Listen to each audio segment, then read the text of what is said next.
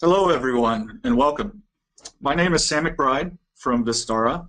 I will be your host today for our webinar, Scalable SaaS Operations with Vistara. Vistara is a proven SaaS platform for IT operations management. Vistara provides enterprise and service providers with unified command center that they need to manage dynamic and complex hybrid IT environments. Vistara has over 2,000 customers and 100 partners on the platform today. We integrate with a broad ecosystem of cloud and technology partners to provide the most comprehensive IT operations coverage in the market. In our webinar, we will discuss how we handle SaaS operations at scale for the Vistara platform. We like to say that we drink our own champagne, and here today we're going to show you how we do it. My name again is Sam McBride. I am a principal architect at Vistara. I have been in IT operations for many years. I worked at BMC Software for 10 years, had my own startup company to do capacity planning, and then worked for VMware for another 10 years before joining Vistara. With me today, who's going to give our demo, is PVV. He leads the SaaS operations team at Vistara. I'd like to now turn things over to PVV to share his perspective and learnings on SaaS scale operations. My name is PVV, my initials, and I'm going to talk about how we use Vistara to manage the Vistara platform itself. As you know, Vistara is a SaaS platform. It is located at multiple locations in the world. We have like 4 data centers in US, 2 in Europe, and 2 in Japan. So we call that as a pod. A pod is a combination of 2 data centers which are acting as active, serving serving some other customers. So let's say for each pod we put a benchmark of like 500,000 devices kind of thing. So up to that kind of devices, we use the same pod. And then when we outgrow that, we create one more pod. So now we are going to talk about, and I'm going to present about one of our setup.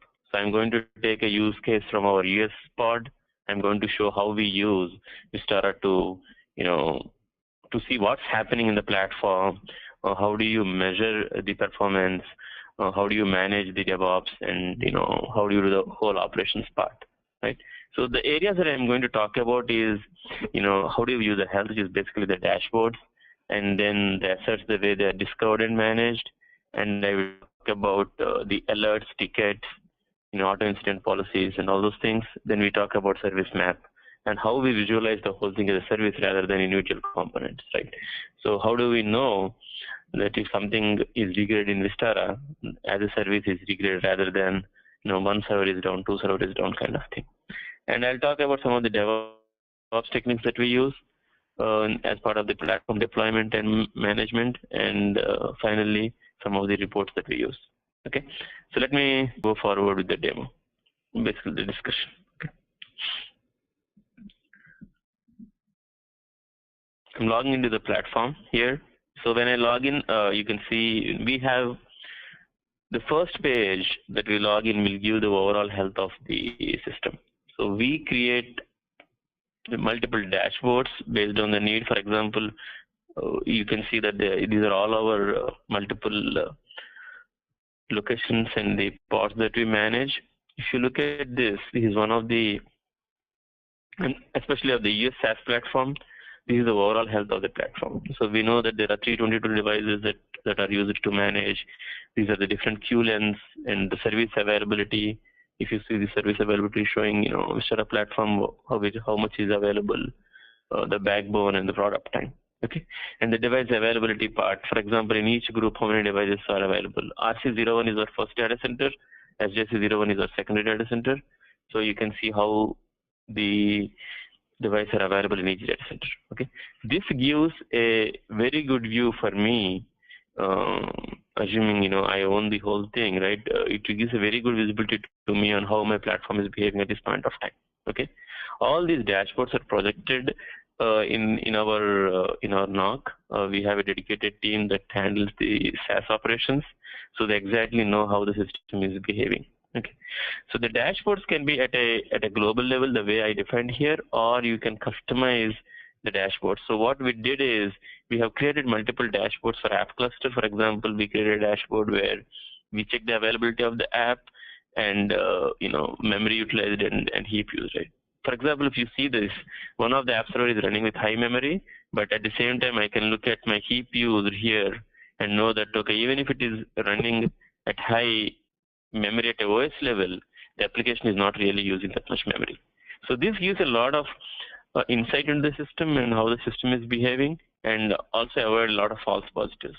Okay, the same thing, we do this dashboarding for multiple subcomponents. We do it for our big data platform, which is basically the Cassandra stuff. We will measure the writes, the latencies, the pending tasks, and all those things. Okay, and this is one of the key things that we use. How many alerts are getting generated? What are the open incidents based on priority? What are the incidents based on status? What is the activity log? So activity log is basically what are the tickets that are being handled in the system and all those things.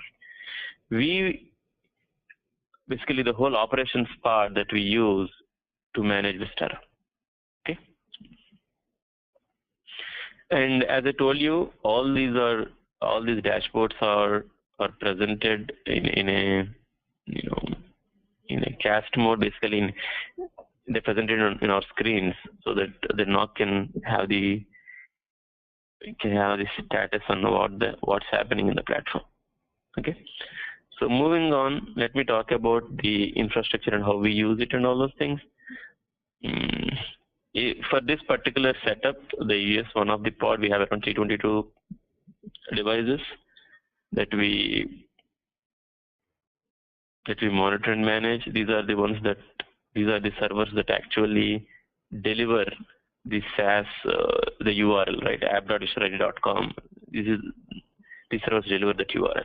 Okay, so you can see that there's a bunch of devices. There are servers, set of devices, KVM hosts, Zen hosts, and all those things. And this is the favorite thing that we all use as part of the SaaS operations. We segregate devices based upon groups, okay, which is dynamically defined. So for example, I can see that within one of our data center, I can see all my app at one place, API at one place, alert consumers and all those things. And for each device group, I can create dashboards. So for example, if I go here to one of the Cassandra thing, I can define Cassandra dashboards here at a device group level, and I can see it here, okay, and how it is behaving and all those things. So it gives a very detailed view for us at a device group level, and all these device groups are built, dynamic. For example, let me edit one of the group and show it to you. So if you see this is all they're based upon policies and filters. So tomorrow, just for an example, right? If you see that there are 4 devices here, right? We just added one more server last night. So the moment we added, we don't need to do anything. The device, once they discovered and managed, it automatically showed up in this group, and the dashboard reflects the new device.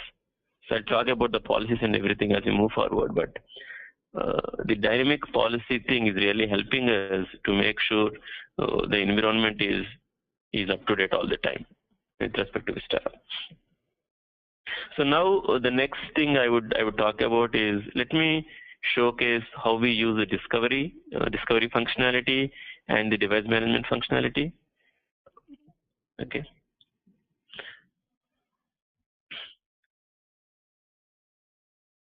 So what we did is we have created multiple discovery profiles. Some of them are scheduled, some of them are not scheduled based upon the role of the servers. For example, we have a discovery for DRAC, we have a discovery for some subnets, and we have a discovery for app nodes, some for metric processors and all those things. Okay, all these discoveries are defined. So what is happening is this discovery runs on a schedule, okay, and then they collect the data on regular basis. So even if we add a new app node or remove an app node, that will get discovered as part of the discovery. Okay, and we do have some integrations with respect to KVM because we use KVM in the backend, right, and Zen nodes. So we integrate that here. For example, we have a Zen cluster. Some part of our environment is Zen, so we use Zen here, and some part of the environment is KVM. So all these are integrated. So the good thing is, from the NOC point of view, there is no difference. Everything comes up at one place, and I can see all the data here. Okay. So we use gateways and agents to discover the data. Gateways is primarily used for for the hypervisor related information and the network related information, and the agents are primarily used to collect the OS specific metrics. Okay, I'll showcase all those things. So once we discover, the next thing that we define in the platform is called the device management policies, right? So given that there is a scale up and down kind of a functionality that is there in any SaaS platform, and the same thing with Vistara, right? So every month and we create like half a dozen on-demand nodes for reporting purpose. So these what they do is our team automatically provisions like a dozen VMs, which will start creating the reports in the last day of the month, last day and the first day of the next month, and once it is done, it is removed. But during that whatever 48 period time or 96-hour time, it's very important that you monitor them and observe their health. Right? So what we do is we have something called device management policies, where you can define how you want to monitor a device. For example, you can say, if I find a device with a host name REP, which is reporting server. For example, if you see here, it is listing all my reporting servers. I can say, okay, monitor this and apply a template. Okay, Tomcat template, because Tomcat is one of the server it is getting used. So I can select this template here. So what happens is, even if we add a multiple nodes, dynamically, the device management policy gets triggered whenever a new device gets added. So the moment the device is automatically managed and the monitoring templates are applied, so that it will start monitoring and start alerting and all those things. And we do have one more functionality called assigning a knowledge base articles. So what we do is, as part of deployment, if there is a specific knowledge base article that we can assign, we assign it here. For example, when we deploy new app nodes, we say, okay, we attach something like update Tomcat application on app nodes. Right? So what will happen is, next time when there is a ticket or when there is any reference on that device, the NOC can look at it and start using that knowledge base. This really helps when we scale the team, and also avoids confusions when a new device comes in and goes out, kind of thing. Okay. So once we do the device management policies and the discovery, you see that the device starts showing up here. You can see all the assets is getting all the assets are stored here. I can see which hypervisor it is stored. I can see last 10 open incidents. I can see alerts, and I can see the device availability, which is 100% up here in this case. Okay, I can see the applications that are getting installed, and based on monitors, what monitors, these are the monitors that got applied through the policy-based management. And once as the monitors got applied, I can see the graphs here. Right, you can see the data that is getting collected. I can see the behavior of the data. So this has been very helpful whenever we see, whenever we want to see the behavior. For example, if a server is not responding and all those things, we look at this thing. We look at this behavior and start acting on it. Okay. So one of the things that is really helpful is trending of, for example, right, I can see the heap usage, how much is heap used and how much is committed and all those things based on the application. So we do have we created a bunch of custom templates as well as out-of-the-box templates from Vistara, especially for Tomcat, Cassandra, Kafka, and HDFS, and all those things. Okay. So once we start monitoring it, obviously you start generating alerts. Okay. So if you go to this alerts tab, you can see all the alerts that are getting generated. Okay. You can create multiple views. So what I do is we only not primarily acts on the open alerts, but you can see there's a bunch of other alerts that come in. So you can create you can create patch alerts. You can do all those things, and you can also what we do is we create filters based on our locations and pods, so that it's easy for us to segregate and look at the views. Okay. So once we get the alerts, the way we handle the alerts is two ways.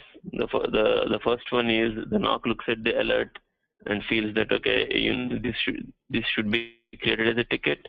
They create a ticket, and all the tickets that are created shows up in the service desk. Okay, so this is the service desk that we use, the ticketing system in Vistara. So as I told you, all incidents that are there are triggered from the alerts. So whenever the alert is triggered, the NOC looks at it and creates a ticket. But there is one more functionality we heavily use out of Vistara, that is, we call it as auto incident policy. Okay, this auto incident policy will help define tickets directly without someone acting on it. For example, we have some critical alerts that we come and we create tickets, so that will automatically integrate into the Slack, right? So there are ways to create the tickets. It depends on, so for example, for disk alerts, what we do is we just create a incident automatically without even NOC looking into it, so that the NOC can start acting on the ticket. Once the ticket gets created, it follows the normal life cycle. So what we do is, for example, if it is an incident, we look at the ticket, we start acting on it. Let me show something. Okay. For example, there is a disk data. There is a disk full alert that came in, so that the team created a ticket here. They updated the ticket here, and it got recovered. Okay, I can see the activity log on who did what. I can see the status flow, when it was, how long it took to fix, and all those things. I can play back the recording as well. So what they actually did. So all these are really helping us to make sure that all the operations that we are doing is thoroughly audited, and make sure that everything is recorded to the most minimal part. Okay.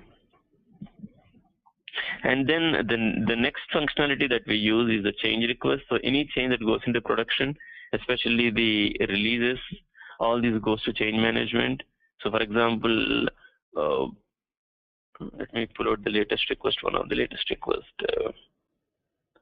Let's say as part of 4.66 reloads, if you are updating the production, it will show, it goes for a, the team creates a change request, it gets approved as part of the CRB, and then it gets executed. So we use the service desk heavily for the day-to-day operations. So one more item here I want to talk about is,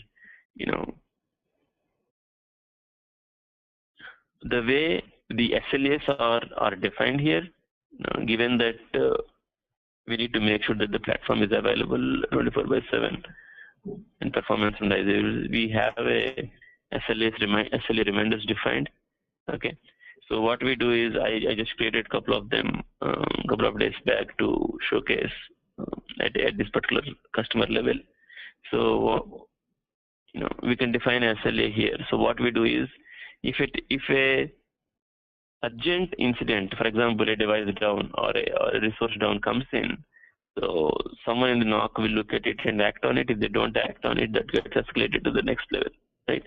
So we have a couple of operation leads who take care of it.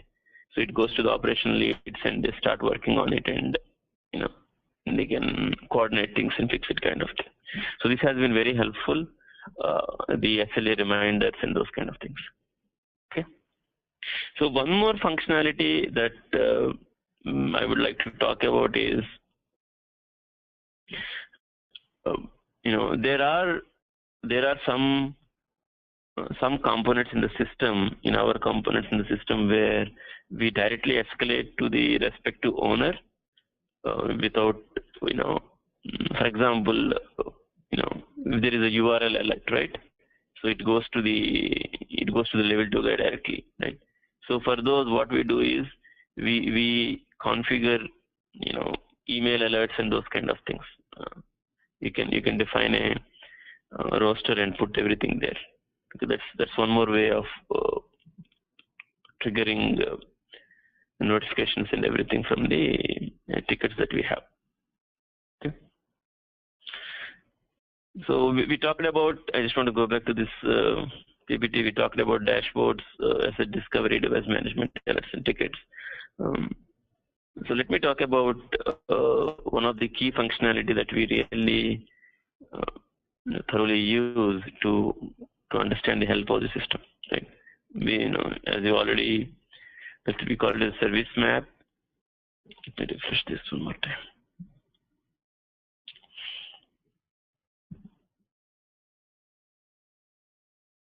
So, for example, if you see here, right, the Vistara platform is visualized based on the components it uses. For example, it has 2 locations. If both are active, if both are running healthy, then the platform shows green, right? And within San Jose, there are different applications and different details that are there. And if all are green, it shows SJCC. For example, job node cluster. It will show the health of all my job nodes here. Okay.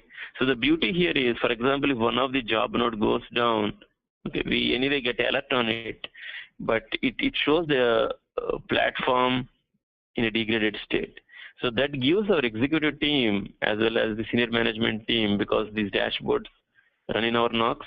So it gives a visibility that the whole platform service is degraded due to whatever is the reason, right? In case maybe job processor went down or CS requested. So this has been very, very useful, and it's very dynamic. So for example, let me take this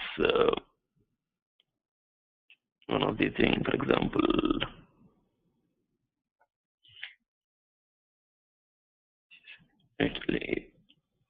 you can see that it is defined based on a rule. Okay, you can use regular expressions and those kind of things. So what is happening is, even if tomorrow if we add more servers, that server automatically comes into the service group and the health is automatically calculated. So you don't need to worry about is my service capturing the latest status or not. Okay. So in our case, what we did is we defined the availability on multiple metrics. Okay. Presently, we treat if both should be good. If any of them is not responding, it is in a degraded state. You can define these numbers in a different way, the way you want. You can, for example, if both are acting in an active standby, we can always define that way. But in our case, we are using it both as active. So we define the health in this way. And once we, whenever there is a service impact, so what happens is, given that it is alerting enabled on this, we get 2 different alerts. One is at a service level, which mentions that the service is down, and one it is the individual component level. And our team has different SLAs for different priorities, and they act on them differently. But what is really helping here is to get a consolidated view of the whole thing. Okay. So let me talk about the other proactive tasks that we do. We discover devices, we manage the devices, and then alerts started coming in, and the alerts are created as tickets. People are following on the tickets. we have the auto incident policies, we have the SLA reminders and everything. That's all, reactive stuff. The proactive stuff is two things, right? One is obviously making sure you do the servers patching. All these servers should be patched and all those things. And the second thing is you run some standard jobs reactively, proactively to get the data. So what we do is we use Vistara itself to patch our servers. We do patch based upon our internal testing. So what we do is we have schedules defined, but all these are run on demand. For example, we patch our clusters once we have a staging cluster which we test it, and once we test that, we come here and patch it. The same thing with the application level and all those things. So we use this heavily. And one more thing that we use Vistara is taking backup of our network devices. We have a dozen network devices across. So what we do is we take a config backup of all these devices, both runtime config and the startup config. Okay. And then the other thing is,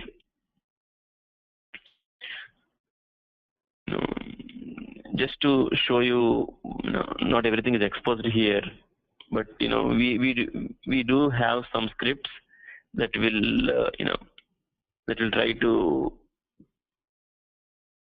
do some of the automations. For example, we have attached this one of the job restart node script. So whenever there is an alert, this script automatically runs and recreate and clears off this alert basically after restart. So we do have some of these things. Not everything is exposed here. Okay.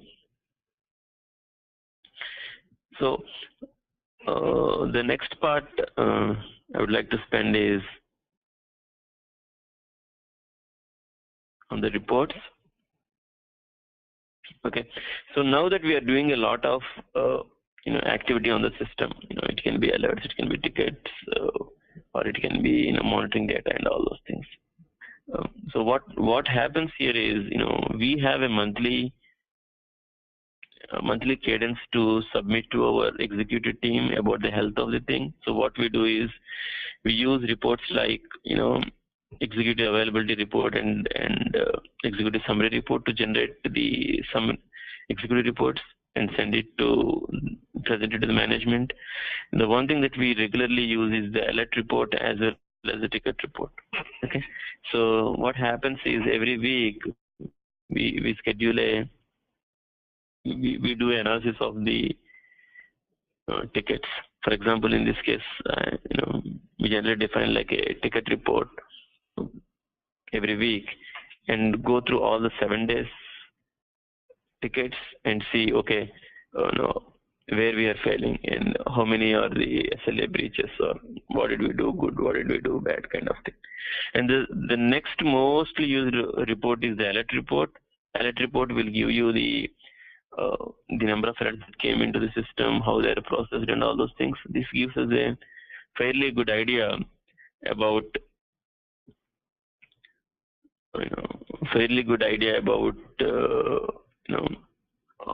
what are the different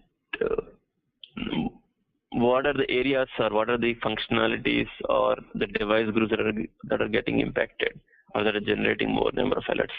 For example, if you are getting a lot of alerts on the job nodes, then obviously we do a problem triaging on that, understand why they are showing and all those things. So alerts report, ticket report, executive reports, and obviously inventory reports are very helpful in our use case, which we generate in day out and understand the impact. So given that it's a SaaS platform and scale up and down, we do have integrations into our other systems. So we have integrations into Slack and Jenkins. Slack is basically used for example, let me show you my screen. This is our Slack, internal Slack that we use. And you can see the tickets that are there are showing up here, right? You can see the tickets that are there. Tickets in the Vistara monitoring are showing up in Slack. So why we use is, in our organization, for all our SaaS operations and dev operations, the internal communication is done through the Slack. So we integrated everything in the service desk into Slack. So what is happening is any updates in the service desk, new ticket kit, everything shows up in the Slack, so that the operations guys can be up to date and start coordinating and start acting on the alerts. And the next integration that we use is the Jenkins. So we use Jenkins for all our build deployment. So we have integration into Jenkins where, for example, once the CRB approves and a build is supposed to get deployed, the moment someone configures a job in the Jenkins and triggers it, it gets an alert into our system. So the alerts will show up into the same screen here. Okay. So the moment it shows the screen here, the NOC can look at that and understand that there is a deployment process got initiated, and based on that they can act and follow the process that needs to be followed. So this has been very helpful from the deployment point of view. So one more feature I would like to showcase from the deployment point of view is the MultiConsole concept. For example, let's say if I'm trying to deploy a software onto multiple machines, right?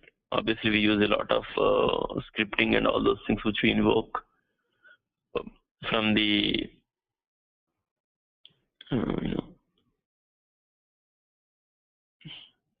from this Vistara instance. But for example, if you want to check some configuration, this is one use case we use. Like you want to check some configurations and everything. So we launched this which is called the MultiConsole concept, okay, where you can view multiple consoles as the same thing and understand, you can run a command on all these at the same time, broadcast it and those kind of things. Okay.